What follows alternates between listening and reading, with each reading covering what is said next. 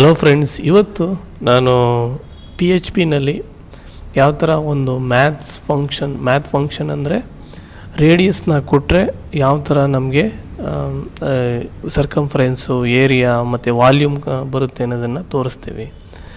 ಮೊದಲಿಗೆ ನಾವು ಒಂದು ಸಿಂಪಲ್ HTML ಫೈಲ್ನ ಕ್ರಿಯೇಟ್ ಮಾಡಿದ್ದೀವಿ.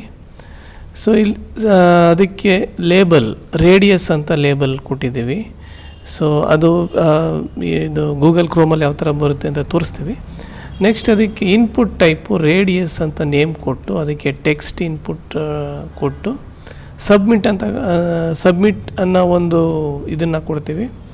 ಸೊ ಸಬ್ಮಿಟ್ ಟೈಪ್ ಅಂತ ಅದಕ್ಕೆ ವ್ಯಾಲ್ಯೂ ಕ್ಯಾಲ್ಕುಲೇಟ್ ಅಂತ ಕೊಟ್ಟು ಅದನ್ನು ಕ್ಯಾಲ್ಕುಲೇಟ್ ಮಾಡ್ಬೋದು. ಫಾರ್ ಎಕ್ಸಾಂಪಲ್ ಇದನ್ನೇ ನಾವು ಇದಕ್ಕೆ ಹೋಗ್ತೀವಿ, ಇದಕ್ಕೋಗಿ ಇದನ್ನು ರನ್ ಮಾಡ್ತೀವಿ. ಫಾರ್ ಎಕ್ಸಾಂಪಲ್ ಯಾವುದು math.php ಅಂತ ಕೊಡ್ತೀವಿ. ಸೊ ನೋಡಿ, ಈಗ ಇದು ರೇಡಿಯಸ್ ಅಂತ ಬಂದಿದೆ. ಇದು ನಾವು ಲೇಬಲ್ ಕ್ರಿಯೇಟ್ ಮಾಡಿದ್ದೀವಿ. ರೇಡಿಯಸ್ ಇನ್ಪುಟ್ ಟೈಪು ಟೆಕ್ಸ್ಟ್ ಅಂತ ಕ್ರಿಯೇಟ್ ಮಾಡಿದ್ದೀವಿ. ಇದು ಸಬ್ಮಿಟ್ ಟೈಪು ಕ್ಯಾಲ್ಕುಲೇಟ್ ಅಂತ ಇದು ಮಾಡಿದ್ದೀವಿ. ಸೊ ಈಗ ನಾವು ಯಾವ್ದಾರ ಒಂದು ವ್ಯಾಲ್ಯೂ ಕೊಟ್ಟರೆ, ಸಪೋಸ್ ಒಂದು 5 ಅಂತ ಕೊಡ್ತೀನಿ. ವ್ಯಾಲ್ಯೂ ಕೊಟ್ಟರೆ ಈ 5 ಅನ್ನೋದು ನಮಗೆ ಈ ರೇಡಿಯಸ್ ಇಂದ ಸರ್ಕಂಫರೆನ್ಸ್ಗೆ ಫಾರ್ಮುಲಾ ಇದೆ, ಏರಿಯಾಗೆ ಫಾರ್ಮುಲಾ ಇದೆ ಮತ್ತು ವಾಲ್ಯೂಮ್ಗೆ ಫಾರ್ಮುಲಾ ಇದೆ. ಲೆಟ್ಸ್ PHP ಫೈಲ್ಗೆ ಹೋದರೆ ಈ ರೇಡಿಯಸ್ ಅನ್ನೋ ವ್ಯಾಲ್ಯೂ ಇಲ್ಲಿಗೆ ಬಂದು ಅಸೈನ್ ಆಗುತ್ತೆ. ಈ ವ್ಯಾಲ್ಯೂ ನಾವು ಅಸೈನ್ ಮಾಡಿದ್ದೀವಿ, ರೇಡಿಯಸ್ ಅನ್ನೋ ಇದಕ್ಕೆ ಅಸೈನ್ ಮಾಡಿದ್ದೀವಿ. ಮತ್ತು ಸರ್ಕಂಫರೆನ್ಸು ಮತ್ತು ವಾಲ್ಯೂಮ್ ಮತ್ತು ಏರಿಯಾನ 0 0 0 ಅಂತ ಮಾಡಿದ್ದೀವಿ. ಸ್ಟಾರ್ಟಿಂಗಲ್ಲಿ ಇದು ಜಸ್ಟ್ ಲೈಕ್ ಡಿಕ್ಲರೇಷನ್ ಅಂತ ಕರಿತೀವಿ. ಮೊದಲು 0 ಅಂತ ಇದ್ದಾಗ ಮತ್ತೆ ಅದಕ್ಕೆ ಅಸೈನ್ ಮಾಡ್ಬೋದು. ಯಾವ ಥರ ಅಸೈನ್ ಮಾಡ್ತೀವಿ ಅಂದರೆ, ಸರ್ಕಂಫರೆನ್ಸ್ಗೆ 0 ಇದ್ದಿದ್ದು 2π ಇಂಟು ರೇಡಿಯಸ್ ಅಂತ ಆಗ್ತದೆ. ಈ ರೇಡಿಯಸ್ಸು ಈ ವ್ಯಾಲ್ಯೂ ನಾವು 5 ಅಂತ ಇಲ್ಲಿ ಕೊಟ್ಟಿದ್ದೀವಲ್ಲ, ಸೊ ಆ ರೇಡಿಯಸ್ಸು ಇದು ಆ 5 ಅನ್ನೋದು ಇಲ್ಲಿಗೆ ಅಸೈನ್ ಆಗುತ್ತೆ. ಅಂದರೆ ರೇಡಿಯಸ್ ಈಕ್ವಲ್ಸ್ 5 ಆಗುತ್ತೆ. ಈ 5 ಇದ್ದಿದ್ದು ಈಗ ಸರ್ಕಂಫರೆನ್ಸ್ ಈಕ್ವಲ್ಸ್ 2π ಇಂಟು ರೇಡಿಯಸ್ ಆಗುತ್ತೆ. ಸೊ ನಾವು ಜನರಲಾಗಿ ಹೇಳ್ಬೇಕಂದ್ರೆ 2πr ಅಂತ ನಾವು ಯಾವ ಥರ ಕರಿತೀವಿ ಅದನ್ನು ಸರ್ಕಂಫರೆನ್ಸ್ ಆಗಿ ಇದು ಮಾಡ್ತೀವಿ.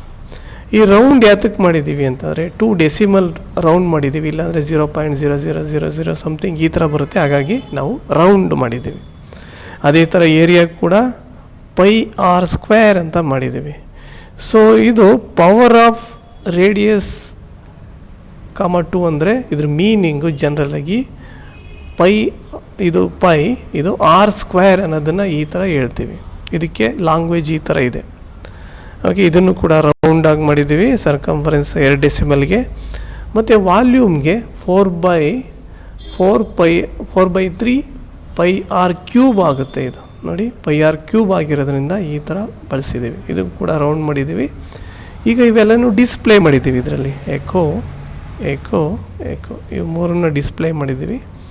ಸೊ ನೆಕ್ಸ್ಟ್ ಇದನ್ನು ರನ್ ಮಾಡಿದ್ರೆ ನಾನು ಮೊದಲೇ ಹೇಳ್ದಂಗೆ ಈಗ 6 ಕೊಡ್ತೀನಿ. 6 ಕೊಟ್ಟು ಕ್ಯಾಲ್ಕುಲೇಟ್ ಮಾಡಿದ್ರೆ ಸರ್ಕಂಫರೆನ್ಸು ಈಗ 37.7 cm ಸೆಂಟಿಮೀಟರ್ ಅಂತ ಬರುತ್ತೆ.